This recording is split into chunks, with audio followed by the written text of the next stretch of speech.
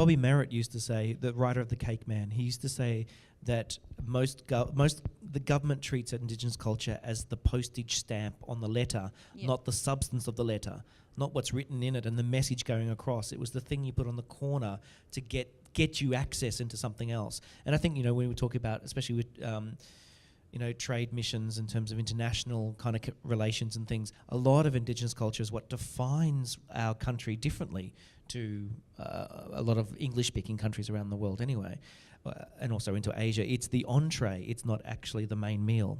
Oh, entree, double meaning there. But that sense of how we make sure that the substance is there is going to be big.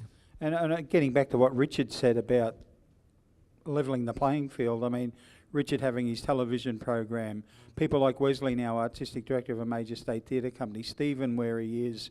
I mean, we get Rachel Perkins and what she's doing, Darren Dale, producers out there now talking about we just having people in positions now to be able to raise the issues, talk about. I mean, that's not the end all be all, but it's something we didn't have 10 years ago, for example, and mightn't have had 20 years ago. I mean, we had the political grassroots movement, but we've got people now, I think good people in positions of authority and power and able to say things now and write in major articles and blogs and whatnot and talk about these sort of issues, and the more the merrier. And Richard's point, though, is also about why is it that in Indigenous arts making we have to have consensus, when in fact what makes us different, artists by our very nature are fringe dwelling, well, fringe, wrong word, but on the edge, and we're kind of risky, kind of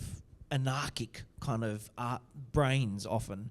And to get all those anarchic brains to line up and kind of agree on something is almost impossible. But why is it that, especially in Indigenous cultural spheres, we almost have to devise this consensus together so we can get to the next step? And I think that we have to kind of, what I'm hearing and what Richard's saying too, is say, here's where the trust is, here's where the talent is, how do you back the talent?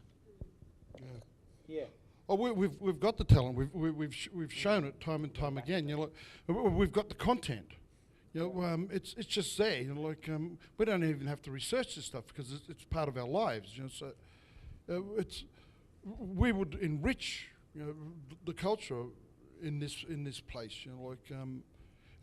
If we were able to get the kind of access and the reach that we need to actually change people's thinking.